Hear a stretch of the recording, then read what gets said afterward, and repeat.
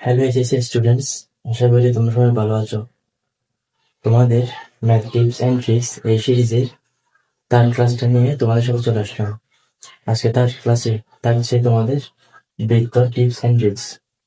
বৃত্ত অধ্যায়টা মোটামুটি ছোটই, এটা ইনশাল্লাহ এক ক্লাসে নেওয়ার চেষ্টা করবো। চলো তাহলে কথা না বাড়িয়ে শুরু করে দিই। বৃত্ত টিপস অ্যান্ড ট্রিক্স এই ক্লাসের প্রথম তারিখটা আছে, সেটা একটা হলো বৃত্তের জ্যায়ের সমীকরণের জ্যায়ের দৈর্ঘ্য নির্ণয়। বৃত্তের জ্যায়ের দৈর্ঘ্য নির্ণয় এর একটা আমরা গেছিল কোনো বৃত্তের জ্যায়ের দৈর্ঘ্য নির্ণয়ের ক্ষেত্রে কেন্দ্র হতে ওর জ্যায়ের উপর অঙ্কিত লম্বের দৈর্ঘ্য দেওয়া থাকলে কিভাবে আমরা জ্যায়ের দৈর্ঘ্য নির্ণয় করি। ধরি এটা একটি বৃত্ত, যেটার কেন্দ্র ও, এ বি এটির জ্যা, এ বি কি জ্যা, ও হতে এ বি এর উপর অঙ্কিত লম্বের দৈর্ঘ্য ডি, আর ব্যাসার্ধ দেওয়া থাকবে, ব্যাসার্ধ দেওয়া থাকবে। তখন আমরা এ বি কিভাবে বের করবো? আমরা ছোটবেলায় অর্থাৎ ক্লাস 9 ও 10 এ একটা উপপাদ্য পড়েছি। উপপাদ্যটি ছিল কোনো বৃত্তের কেন্দ্র হতে ব্যাস ভিন্ন কোনো জ্যায়ের উপর অঙ্কিত লম্ব ওই জায়গায় সমান দুই ভাগে ভাগ করে, অর্থাৎ এডি সমান বিডি, এডি সমান বিডি, অর্থাৎ এবি সমান 2AD অথবা 2BD। ওকে, তাহলে এবি এর মান কত হবে? 2AD অথবা 2BD, 2BD ধরে আমরা 2BD এটা দিয়ে বলি 2BD। বিডি এর মান কত? এটা হচ্ছে লম্ব, এটা সমকোণী ত্রিভুজ, অধিভুজ আর লম্ব ডি আর ভূমি বিডি। বিডি এর মান কত হবে? বিডি এর মান হবে √r² - d²। পিথাগোরাস উপপাদ্য নেই, √r² - d², অর্থাৎ 2BD সমান 2√r² - d²। 2BD এর মানই হলো এবি এর মান, 2BD এর মানই হলো এবি এর মান, অর্থাৎ এবি এর মান হলো 2√r² - d²। আশা করি বুঝতে পেরেছ টাইপ নাম্বার 1 এর সাবটাইপটা। 2 নম্বর টাইপটা হলো কোনো বৃত্ত যে দৈর্ঘ্য নির্ণয় করেছে, যে টি কেন্দ্রের সাথে কত কোণ উৎপন্ন করে সেই কোণ জানা থাকলে যে দৈর্ঘ্য নির্ণয়, আর ব্যাসার্ধ তো আমাদের জানা থাকবে। ওকে, এর সূত্র কি হবে? AB = 2y sin θ/2। এটা কিভাবে আসলো? তাই না? আমরা কেন্দ্র থেকে একটি লম্ব আঁকতেছি যে এর উপর, একটি লম্ব আঁকলে কি হবে? ডি, ওই লম্ব আঁকতেছি যে এর উপর, তাহলে এডি সমান বিডি, এডি সমান বিডি। ওকে, এডি সমান বিডি, আর এই কোণ আর এই কোণ সমান দুইটি ত্রিভুজে এ ও ডি এবং বি ও ডি ত্রিভুজে এডি সমান বিডি, এই কোণটা 90 ডিগ্রি, এই কোণটা 90 ডিগ্রি, এটা লিখতেছি না, এখানে 90 ডিগ্রি, এবং ও এ সমান ওবি, ও এ সমান ওবি, কারণ এটা একটা ব্যাসার্ধ সমান হবে ওই, তাহলে কি হবে? এ ও ডি বি ও ডি সর্বসম কি ত্রিভুজ, ত্রিভুজ হয় প্রত্যেকটি কোণ বাহু সমান, প্রত্যেকটি এই কোণ বাহু সমান। এটা θ/2 হলে এটা θ/2, এটা পুরো থিটা, তাহলে এটা যদি θ/2 মানে এটা কি θ/2। ওকে, θ/2 লিখবো। আশা করি বুঝতে পেরেছি। তাহলে এখন আসো আমরা কি নির্ণয় করবো? এবি নির্ণয় করবো, এবি নির্ণয় করবো, তাই না? এবি নির্ণয় করি, এবি সমান কত? 2BD কিছু না, এটা কি 2BD আমরা সাইন θ/2 না, এখানে θ/2 90 ডিগ্রি, অর্থাৎ ডি ও বি একটি সমকোণী ত্রিভুজ, সাইন θ/2 নিয়ে, সাইন θ/2 মানে কি? লম্ব বাই ত্রিভুজ, θ/2 এর সাপেক্ষে লম্ব কোণটি বিডি, θ/2 এর সাপেক্ষে লম্ব বিডি, ত্রিভুজ আর, অর্থাৎ ব্যাসার্ধ আর, মানে বিডি এর মান বিডি এর মান কত হবে? r sin θ/2,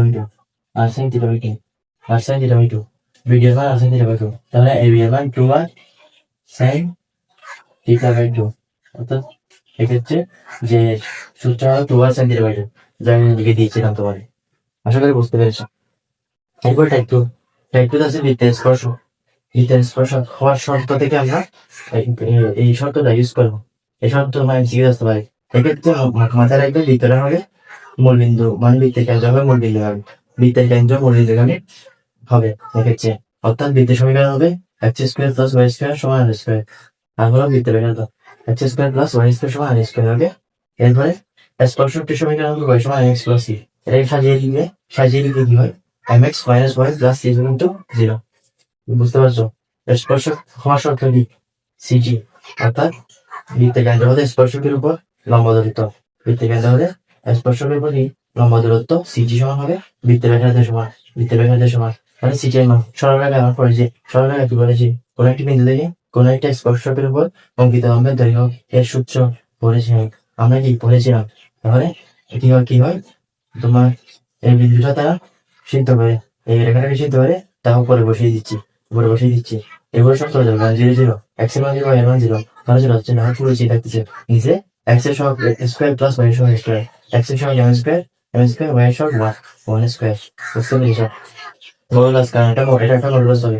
এর পজিটিভ নেগেটিভ যে কোনো কিছু হতে পারে। মডুলাস আমরা তাড়ানোর জন্য উভয়পক্ষকে বর্গ করে দিচ্ছি। তাহলে সি স্কয়ার সমান এটা রুট ওভার চলে যাবে। C square divide by 1 plus m square সমান r স্কয়ার। এই সাজিয়ে লিখতে এই শর্তটা আসে তোমাদের পরীক্ষায় ম্যাথ আসবে। এই টাইপের ম্যাথ আসবে তোমরা এই শর্তটা মাথায় রাখবে তোমরা কি করতে পারবে? হ্যাঁ করতে পারবে। আর এর মান তো জানাই থাকবে কারণ তোমাদের বৃত্ত দেওয়া থাকবে বৃত্ত তো যেহেতু তোমাকে আর স্কয়ার থাকবে আমি মানে মান চেঞ্জ করে দিলাম। বৃত্তের একার সমীকরণ থেকে সি এবং এম জেনে দেবে কিভাবে জানা যাবে? একার সমীকরণ থেকে y সমান mx প্লাস সি এবার কি করো y সমান mx প্লাস সি এবার সাজাতে হবে। এখান থেকে এম ও সি বের করতে পারবে। আশা করি বুঝতে পেরেছো। এই দুটো শর্টকাট এই দুইটা টাইপের শর্টকাট খুবই গুরুত্বপূর্ণ। এই ধরনের ম্যাথ অ্যাডমিশনে প্রায়শই চলে আসতে দেখা যায়। ওকে আশা করি বুঝতে পেরেছো। চলো টাইপ জিতে চলে যাই। এটা এরপরে যে টাইপটা আছে সেটা হলো টাইপ 3। বহিস্থ ও অন্তস্থ বিন্দু হতে বৃত্তের নিকটতম ও দূরতম দূরত্ব নির্ণয়। ওকে অন্তস্থ বহিস্থ বিন্দু হতে বৃত্তের নিকটতম ও দূরতম দূরত্ব নির্ণয়। প্রথমে বহিস্থ বিন্দু ক্ষেত্রে আমরা চিন্তা করি একটি সার্কেল দেওয়া থাকবে যেটির কেন্দ্র দেওয়া থাকবে সি এর স্থানাঙ্ক দেওয়া থাকবে এবং বহিস্থ একটি বিন্দু দেওয়া থাকবে পি দেওয়া থাকবে। আমরা পেজে বহিস্থ বিন্দু সেটা কেমনে বুঝবো? লেটস সে একটা সমীকরণ যদি দেওয়া থাকে বৃত্তের সমীকরণ যদি দেওয়া থাকে x square plus y square plus 2gx plus 2xy plus c equal to 0 এই বৃত্তের বাম পক্ষে পি এর মান বসিয়ে পি এর স্থানাঙ্কে মানে পি এর স্থানাঙ্ক সিদ্ধ করে যদি আমরা বাম পক্ষের মান পজিটিভ আসে যদি পজিটিভ আসে তাহলে কি বৃত্তের বাইরে অবস্থিত মানে বিন্দুটা বৃত্তের বাইরে অবস্থিত। যদি নেগেটিভ আসে তাহলে বিন্দুটা বৃত্তের ভিতরে অবস্থিত। এটা মাথায় রাখবে এটা নোট করে রাখবে। সরি এটা xy পি এর মান দেওয়া থাকবে মানে পি এর স্থানাঙ্ক দেওয়া থাকবে সি এর স্থানাঙ্ক দেওয়া থাকবে পরীক্ষার খাতায় অত বইটা বসে না। তাহলে বৃত্তের এখানে তো আসে এখানে বৃত্তের এতটুকু আসে। ওকে আমরা নিকটতম দূরত্ব নেব প্রথম নিকটতম দূরত্ব আছে এই বিন্দু হতে বৃত্তের নিকটতম বিন্দু সবচেয়ে নিকটতম বিন্দু কোনটা? সবচেয়ে নিকটতম বিন্দু এ অর্থাৎ পি এ হলো নিকটতম দূরত্ব পি এর মান কত? আমরা সি এর স্থানাঙ্ক দেওয়া থাকবে আর পি এর স্থানাঙ্ক দেওয়া থাকবে যেহেতু সি আর পি এর স্থানাঙ্ক দেওয়া থাকবে তাহলে সি পি এর মান বের করতে পারবো। সি পি এর মান আমরা ধরে নিয়েছি ডি যে কোনো একটা মান আসবে আর কি ডি ডি আমরা ধরে নিয়েছি এই ক্ষেত্রে নিকটতম দূরত্ব পি এ সমান হবে ডি মাইনাস আর ডি থেকে আর বিয়োগ গেলে যেটা হবে সেটা নিকটতম দূরত্ব। তোমরা তো চিত্র দেখে বুঝতে পারতেছো কেন ডি মাইনাস আর ওকে দূরতম দূরত্ব পি থেকে বি মানে তোমার বৃত্তের দূরতম বিন্দুটি পি দূরতম বিন্দু পি বি তাহলে দূরতম দূরত্ব পি সমান হবে ডি প্লাস আর এটা পুরো ডি আর এটা আর ওকে বুঝতে পেরেছো।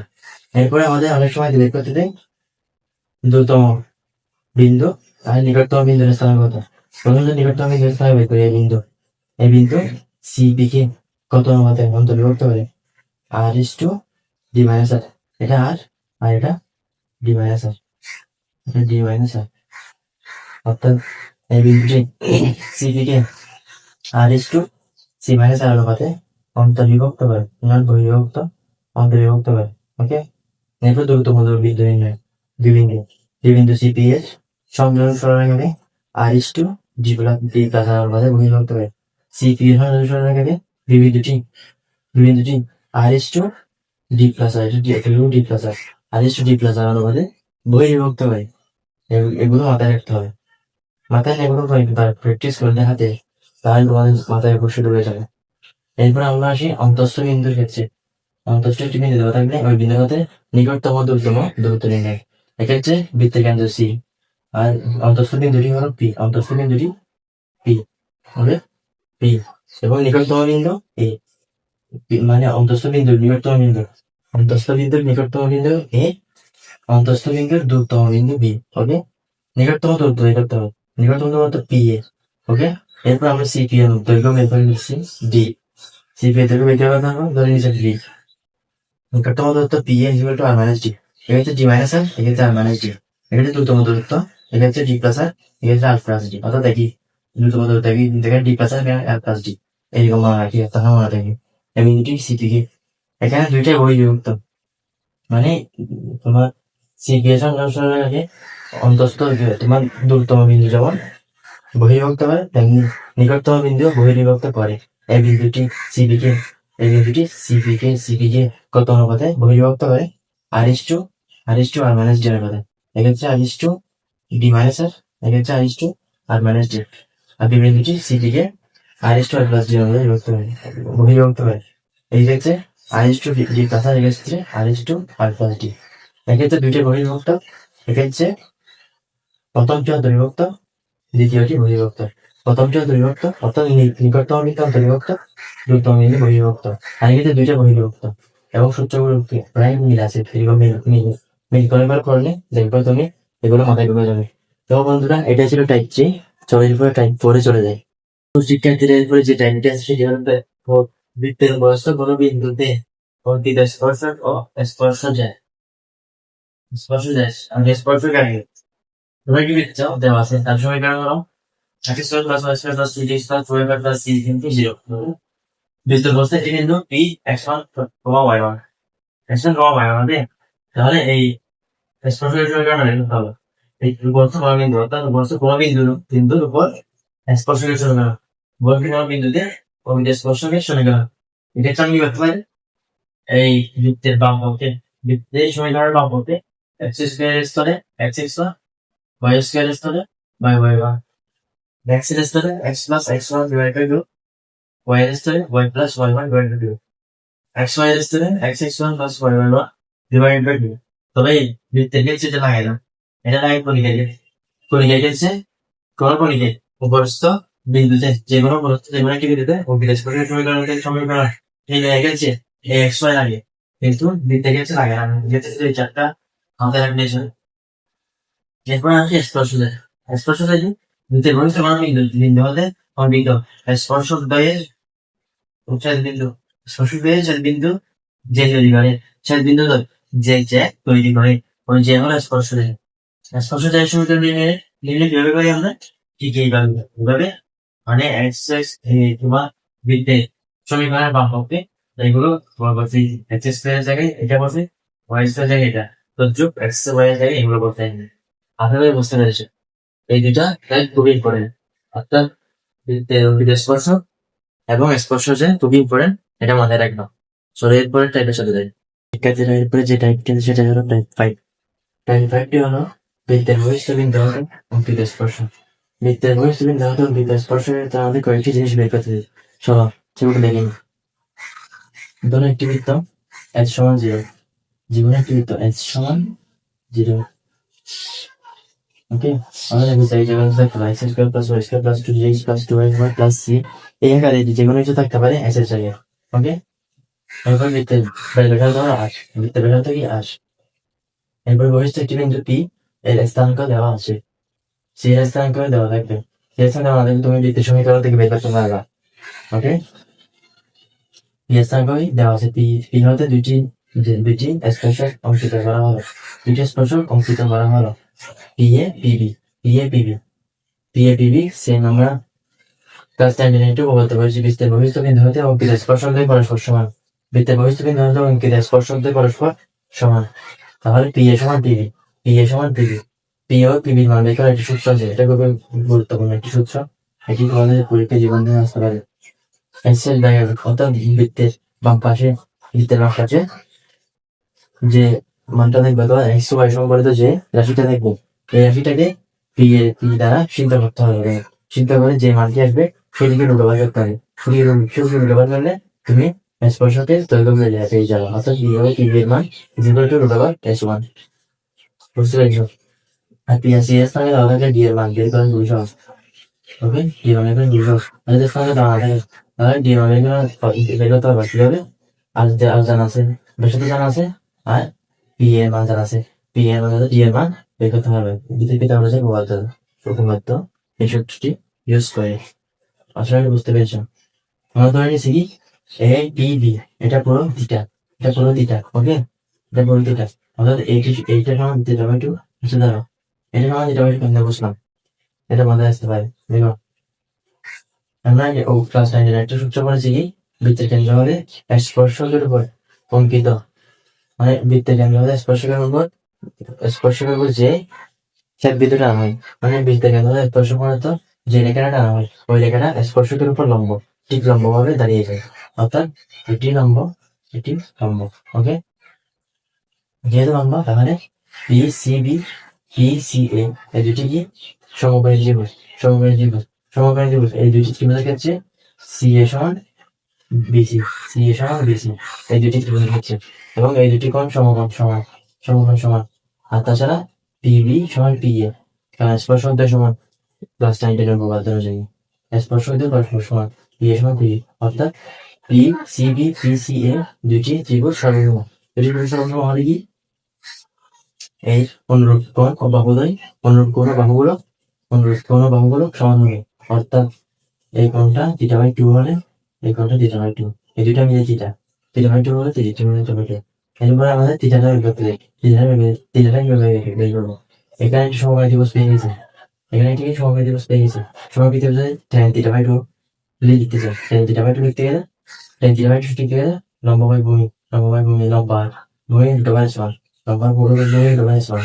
তাহলে থিটা বাই টু সমান tan inverse two, tan inverse R divide by দুটো বাই সমান, থিটা সমান two tan inverse R divide by দুটো বাই সমান। যদি আমরা tan দিয়ে করতে না চাই তাহলে কি করতে হবে, কি করবো, সাইন দিয়ে করবো। সাইন থিটা বাই টু সমান আর তোমার লম্বা বাই অতিভুজ, লম্বা হয় অতিভুজ ডি, তাহলে থিটা সমান two sine inverse R by D. এর ক্ষেত্রে আরেকটা আমরা দেই, সেটা হলো কি P A C B, P A C B এর একটা চতুর্ভুজ, এই চতুর্ভুজের ক্ষেত্রফল নির্ণয় করা, এই চতুর্ভুজের ক্ষেত্রফল নির্ণয় করা। যেহেতু আমরা শিখেছিলাম P C B P C A সর্বসম, সেহেতু পি এ সি বি চতুর্ভুজের ক্ষেত্রফল সমান টু ইন্টু যে কোনো একটি ত্রিভুজের ক্ষেত্রফল, P C B P C B এর ক্ষেত্রফল টু ইন্টু ত্রিভুজ P C B, okay. P A C B চতুর্ভুজ, এই চতুর্ভুজের ক্ষেত্রফল সমান two into P C B, two into P C B, P C B এর ক্ষেত্রফল কত, পি সি বি এর ক্ষেত্রফল দিলাম হাফ ইন্টু ভূমি ইন্টু উচ্চতা, হাফ ইন্টু ভূমি, ভূমি কত, ভূমি কত 8, ভূমি 8 অথবা ভূমি S root over S one into 8, অর্থাৎ রুট কাটা পি এ সি বি এর ক্ষেত্রফল হবে 8 root over S one, 8 A C B এর ক্ষেত্রফল 8 রুট ওভার এস ওয়ান। এগুলো করে তখন সূত্রটা মাথায় আসছে না। চলো বন্ধুরা টাইপ 6 এ চলে যায়। বন্ধুরা এরপরে যে টাইপটি আছে সেটি হলো টাইপ 6, সরল সাধারণ স্পর্শক ও তির্যক সাধারণ স্পর্শক। ওকে, সরল সাধারণ স্পর্শক আগে আসি আমি। সরল সাধারণ স্পর্শক হলো দুটি দেখতে প্রায় সমান্তরাল দুটি বৃত্তে সাধারণ স্পর্শক, প্রায় সমান্তরাল দুটি বৃত্তে সাধারণ স্পর্শক। এটা সব প্রায় সমান্তরাল কিন্তু সমান্তরাল না, এটি অসীমে কি, অর্থাৎ যে কোনো এই বিন্দু থেকে মিলতে হবে, বিন্দুটা হলো বিন্দুটা কি টি, টি। আমাদের যদি সরল সাধারণ স্পর্শকের সমীকরণ বের করতে হবে তাহলে আমাদের একটা বিন্দু জানা আছে টি, টিটা বের করতে হবে আর কি, টি ধরো টি বের করে ফেলছি, আর কি লাগবে একটা বিন্দু জানা থাকবে আর একটা কি লাগে, মানে সরল রেখার সমীকরণ বের করতে একটা বিন্দু জানা থাকবে আর একটা লাগে ডাল, ডাল লাগে, ধরে নিয়েছি ডাল এন, এই সরল রেখার ডাল এন, এন ধরে নিয়েছি আমরা বিভিন্ন শর্ত সাপেক্ষে এর মান বের করে দেখবে দুইটা এর মান বের হয়ে যাচ্ছে, দুইটা এর মান মানে একটি এর মান একটি এর মান। চলো আমরা সামনে আগাই বুঝতে পারবো কিভাবে করতে হবে। আগে আমাদের কি কাজ, টিটা বের করা, টি বিন্দুটা বের করা, টি বিন্দুটা কিভাবে বের করবো, A C one T, A C one T এইটা হচ্ছে ত্রিভুজ, আর এ বি সি টু ত্রিভুজ বি সি টু টি, এই দুটো ত্রিভুজের মধ্যে যদি আমরা কম্বাইন করি তাহলে কি দেখতে পাই, কি দেখতে পাই আমরা, এই কোণ আর এই কোণ সমান, কেমনে সমান, আর এই রেখা আর এই রেখা সমান্তরাল এবং এটা সাথে এই কোণ আর এই কোণ অনুরূপ কোণ সমান, বুঝতে পারছো। তারপর এটা এটা 90 ডিগ্রি, এটা 90 ডিগ্রি, কেননা কোন স্পর্শকের উপর অঙ্কিত, কেন্দ্র থেকে স্পর্শকের উপর অঙ্কিত রেখা ওই স্পর্শকের উপর লম্ব। আমরা একটা ক্লাস 9 ও শিখেছি এই কোণ আর এই কোণ সমান আর এই কোণ সমকোণ, বুঝছো। এই কোণ কি সমকোণ। এরপরে এটার ক্ষেত্রে কি হয়, এই কোণ আর এই কোণ সমান, আর এখানে দুইটি কোণ সমান হয়ে যাচ্ছে, দুই কোণ পরস্পর সমান হয়ে যাচ্ছে। তারপরে এই কোণটি উভয় ক্ষেত্রে সমান কোণ, এই C1 T এই ক্ষেত্রে সমান কোণ এটা, BC2 T এই ক্ষেত্রে সমান কোণ এটা, এটা সমান কোণ। অর্থাৎ তিনটি কোণ সমান হয়ে গেছে এটা। তার মানে এই দুটো কি সদৃশ কোণ, এই C1 T আর BC2 T তিনটি কোণ সমান, তার মানে তিনটি কোণই সমান, তার মানে এটা সদৃশ কোণ ত্রিভুজ। সদৃশ কোণ ত্রিভুজের অনুরূপ বাহুর অনুপাত সমান, আমরা জানি ক্লাস 9 লিখছি অনুরূপ বাহুর অনুপাত সমান তারপর তোমার এক্ষেত্রে C1 T এর ক্ষেত্রে C1 T অনুপাত divide by C2 T BC2 T এর ক্ষেত্রে BC2 T এর ক্ষেত্রে C2 T এই দুইটা অনুপাত এই ক্ষেত্রে এই ত্রিভুজের ক্ষেত্রে অর্থাৎ এই C1 T এই ত্রিভুজের R1 ডিভাইড বাই R2, অর্থাৎ এটা সমান এটা অনুপাতগুলো সমান হয়, অনুরূপ বাহুগুলোর অনুপাত সমান হয় যেহেতু সদৃশকালীন। আসলে কোনো বুঝতে পেরেছো, অর্থাৎ C1 T যে কথা R1 এর কথা, C2 T যে কথা R2 এর কথা, অর্থাৎ C1 T কে আমরা R1 ধরে নিতে পারি, C2 T কে R2 ধরে নিতে পারি, অর্থাৎ R1 আর R2 এই দুটোর অনুপাত যা C1 T আর C2 T এই দুটোর অনুপাত তাই। দেখো T T এই বিন্দুটি T এই বিন্দুটি C1 C2 কে C1 C2 এই রেখাটাকে R1 R2 অনুপাতে আমরা যোগ করি, R1 কি হবে C1 T R1 C2 T R2 C1 T R1 C2 T R2, তাহলে বিভক্ত করেন বা বহির্বিভক্ত করেন T C1 C2 কে R1 R2 অনুপাতে বহির্বিভক্ত করে। বহির্বিভক্ত সূত্র অনুযায়ী আমি কি বের করে ফেলতে পারি, কি বের করে ফেলতে পারবো, এটা তোমার সোনার ছাত্রে দেখিয়েছিলাম কিভাবে শর্টকাটে করা যায় তাও দেখিয়েছিলাম, তো তোমরা শেষ বলে দিবে এটা এভাবে। ধর আমরা কি বের করে ফেলছি, কি বের করে ফেলে আমাদের একদম কাজ সহজ হয়ে গেছে, শুধু জানলে করতে হবে তাই না, জানলে করতে হবে। স্পর্শকের সমীকরণ একটা বিন্দু দেওয়া আছে x সমান y মান, t এর মান কি t সমান x সমান y মান বের করে ফেলবো আর কি, শর্ত সাপেক্ষে আমরা t এর মান বের করে ফেলছি।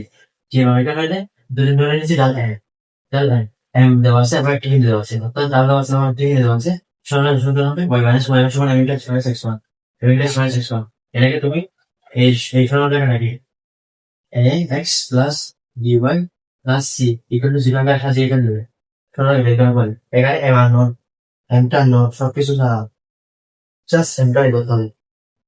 যেকোনো একটি সার্কেল নিবে, সার্কেলের অবশ্যই কেন্দ্র দেওয়া থাকবে তাই না, কেন্দ্র দেওয়া থাকবে, তাহলে কেন্দ্র থেকে স্পর্শকের উপর অঙ্কিত লম্ব ব্যাসার্ধের সমান, কেন্দ্র থেকে স্পর্শকের উপর অঙ্কিত লম্ব ব্যাসার্ধের সমান, অর্থাৎ C1 যেটা দেওয়া থাকবে আলফা কমা বিটা থেকে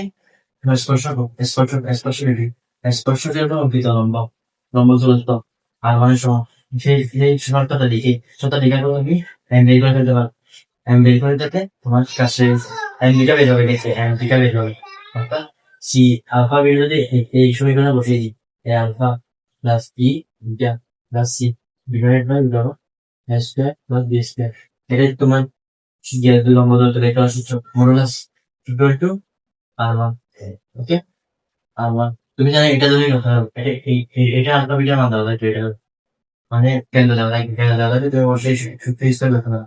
এখান থেকে জাস্ট আমরা জানি নাকি এখানের মধ্যে থাকবে, আমি জানলাম সাধারণ সূত্রটা লিখে দেওয়া হবে, এখানের মধ্যে আছে বুঝছো, বের করে ফেলতে তোমার এরপরে সূত্র, এরপর তোমার m বসিয়ে এবার মান দিতে আসবে ক্ষেত্রে, যেহেতু যেহেতু তুমি এখানে বড় পাবে এখানে বড় পাবে শেষে তোমার m এর মান দুইটা চলে আসবে, দুইটা চলে আসলে একটা হলো এটা দেন আর একটা হলো এটা দেন আর দেন তোমার বের করে ফেলতে পারবে। এভাবে সরলতার স্পর্শকে সমীকরণ বের করা যায়। সবাই এরপর দেখে নিই তির্যক সাধারণ স্পর্শকের সমীকরণ কিভাবে বের করে। এরপর আছে তির্যক সাধারণ স্পর্শক, চলো এটা সেম ক্যাটাগরি, সরল সাধারণ স্পর্শক আর তির্যক সাধারণ স্পর্শকে ক্যাটাগরি সেম, এটা প্রায় একই কনসেপ্ট দিয়ে করা হয়। চলো দেখে নিই তির্যক সাধারণ স্পর্শক কি, দুইটা বৃত্তের সাধারণ স্পর্শক যেগুলো একে অপরের বৃত্তের ভেতরে ছেদ করে, অর্থাৎ ক্রসের মতন, বুঝতে পেরেছ। ধরি এটা এই বিন্দুটা টি, অর্থাৎ টি বিন্দুতে ছেদ করেছে, আমাদের তির্যক সাধারণ স্পর্শক সমীকরণ বের করতে হলে টি বিন্দুটা বের করে নিতে হবে, ওকে। টি বিন্দুটা বের করার পরে এরপরে আমরা কি করবো, যেগুলো একটা লাইন ধরে নিবো, আর কি সেম ওই তোমার সরল সাধারণ স্পর্শক সেই প্রসেসে বের করছি, সেই প্রসেসে এটা করতে হবে। চলো দেখি দেখো এখানে দুইটি ত্রিভুজ গঠিত হয়েছে। তো এটা এ, এটা বি, এটা টি। এ সি ওয়ান ত্রিভুজ, এ সি ওয়ান টি ও ত্রিভুজ B C to B, B C two T. এই দুটি ত্রিভুজের মধ্যে এই কোণ আর এই কোণ সমান, কেননা বিপরীত ক্রম, বিপরীত ক্রম। এটা আলফা, এটা আলফা, এটা আলফা, আলফা সমান আলফা, বিপরীত কোণ, বিপরীত কোণ। এরপরে কি এটা সমান এটা, কেননা দুইটা সমাকোণ, দুইটা সমাকোণ। তারপর এই কোণটা সমান কোণ কোণ, এই কোণ সমান এই কোণ। কেমনে এই কোণ সমান এই কোণ? কেমনে? এটা সমান্তরাল, এই বাহু আর এই বাহু সমান্তরাল এবং এর ছেদক এটা, যেহেতু এর ছেদক এটা, সমান্তরাল বাহুর ছেদক এটা, সেহেতু এটা এটা একান্তর কোণ, একান্তর কোণ দুই পরস্পর সমান। তাহলে বুঝতে পেরেছো? তাহলে এই এই দুটো ত্রিভুজের ত্রিভুজের তিনটি কোণই সমান, তিনটি কোণই সমান হলে তারা সদৃশকোণী। সদৃশকোণী ত্রিভুজের অনুরূপ বাহুগুলোর অনুপাত সমান হয়। কি হয়? অনুরূপ বাহুগুলোর অনুপাত সমান হয়। তাহলে C1T অনুপাত C1T অনুপাত C2T is equal to R1 is to R2. The C1T is to C1T is to C2T সমান R1 is to R2. হয় কি এখানে দাঁড়াচ্ছে টি বিন্দুটি C1 C2 K R1 is to R2 অনুপাতে অন্তর্বিভক্ত করে। তাহলে অন্তর্বিভক্তি সূত্র অনুযায়ী আমরা টি বের করে ফেলতে পারবো। টি সমান what? আমরা টি বের করে ফেলতে পারবো অন্তর্বিভক্তি সূত্র অনুযায়ী। টি বের করে ফেলতে পারলে তাহলে আমাদের অর্ধেক কাজ শেষ। আমরা যেকোনো কিছু জানেন মানে অ্যান্সার দেবো, লেখার জানেন না, লেখার জানেন মানে হলে তাহলে তোমার সমীকরণ হবে সরল রেখার সমীকরণ, তির্যক সাধারণ স্পর্শকের সমীকরণ হবে y minus y1 equal to m into x minus x1। এটাকে আমরা x plus by plus c সমান 0 আকারে সাজাবো।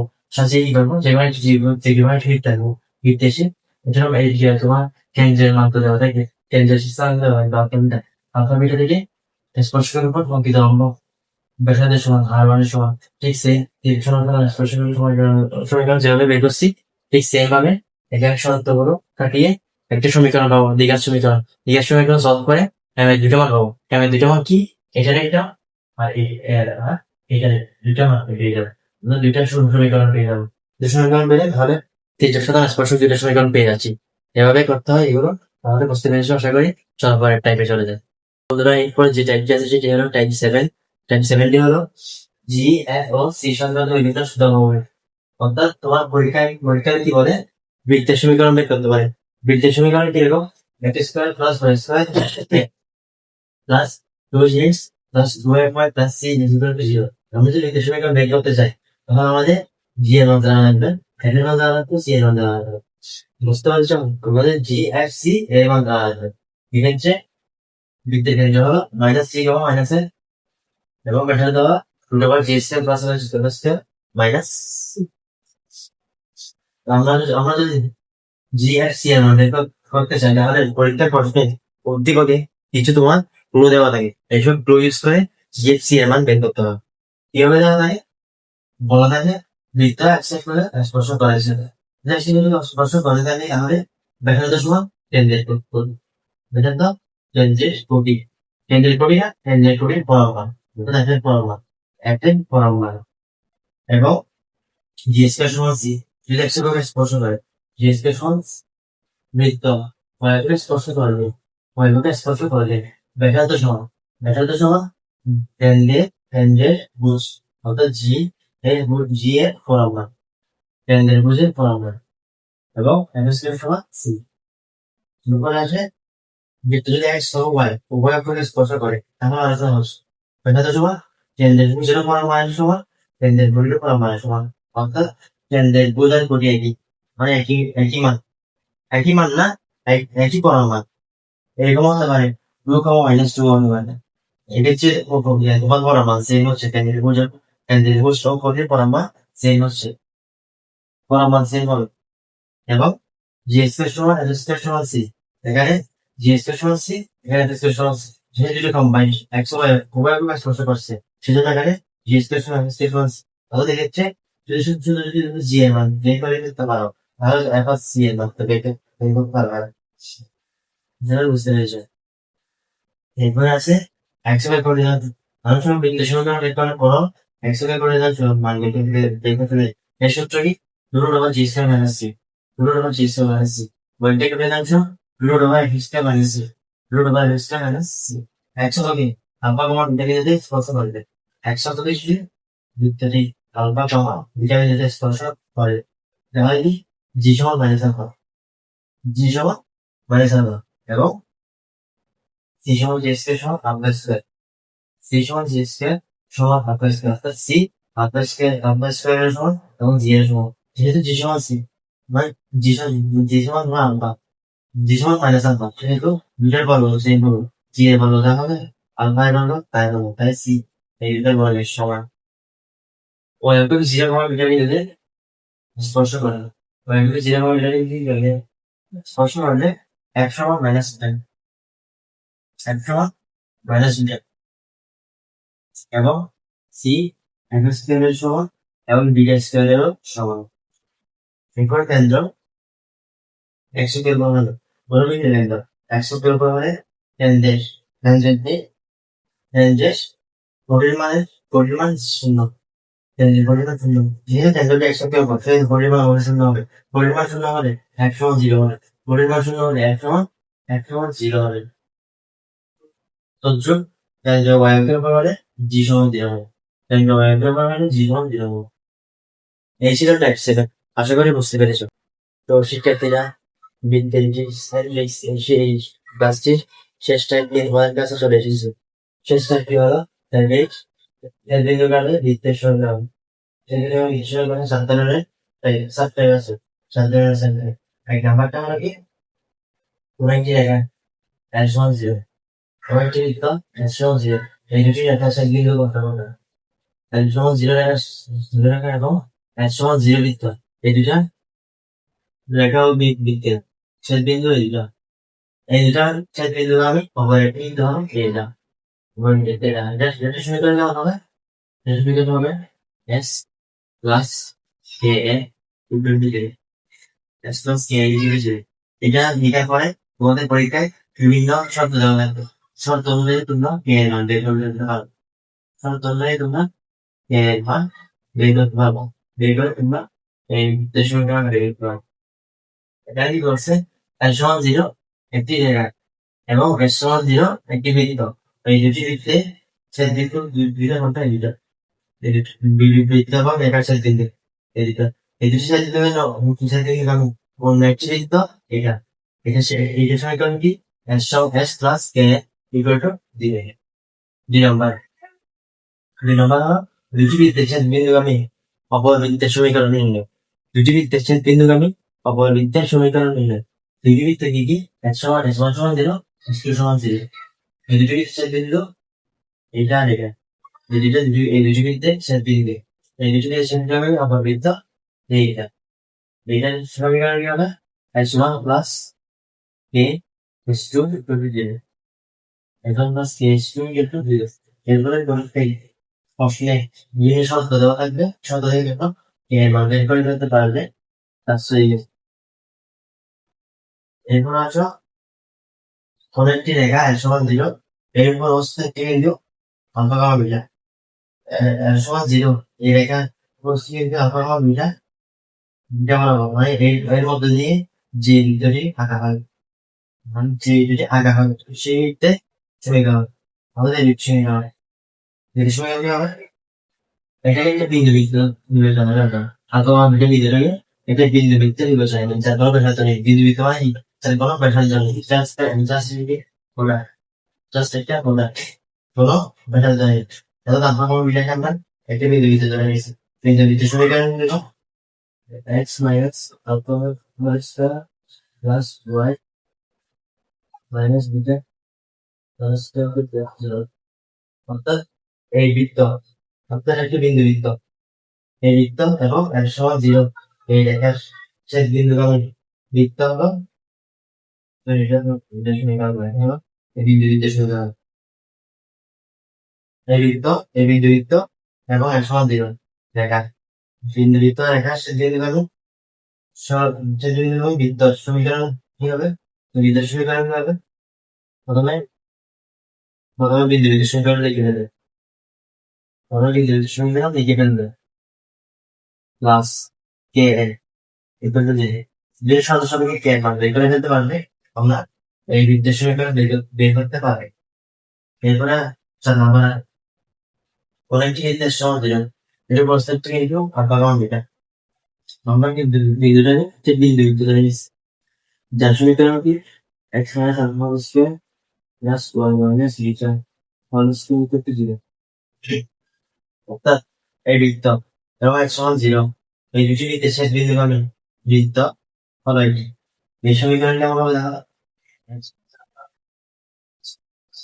y minus beta whole square plus k s equal to 0 k এর মান বের করতে পারলে আমরা এটা সমীকরণ পেয়ে গেলাম। তো স্টুডেন্ট আজকে এতটুকু ছিল। আজকের ক্লাসটা খুবই বড় হয়নি কারণ বৃত্ত চ্যাপ্টারটা এমনিতে একটু ছোট ছোট সেজন্য আজকে ক্লাস ছোট হয়েছে শুধুমাত্র 8টি টাইপ তোমরা খাতায় নোট করে রাখিও এবং ভালোভাবে দেখিও পরীক্ষার আগে যাতে ওই নোটটা দেখে যাও যেমন যেন তোমাদের এই করে টাইপ গুলো মাথায় এই আসে এবং তোমরা যেন পরীক্ষায় ঘাবড়ে না যাও আর সেই জন্য এই শর্টকাট গুলো তোমাদের খুবই প্রয়োজন। তো বন্ধুরা আমার পাঠিয়ে দেখো আমার ইউটিউব চ্যানেলটা তোমরা সাবস্ক্রাইব করে দিও এবং পেজটা ফলো করে দিও। তোমার ফেসবুক আইডি লিঙ্কটা আমি তোমাদের ডিসক্রিপশনে দিয়ে দিব। তোমরা কেউ চাইলে তোমার পার্সোনালি কথা বলতে চাও তোমার ইনবক্সে আমাকে মেসেজ দিও ইনশাআল্লাহ আমি চেষ্টা করবো তোমাদের প্রশ্নের উত্তর দিতে। তাহলে বন্ধুরা সুস্থ থেকো ভালো থেকো আল্লাহ হাফেজ।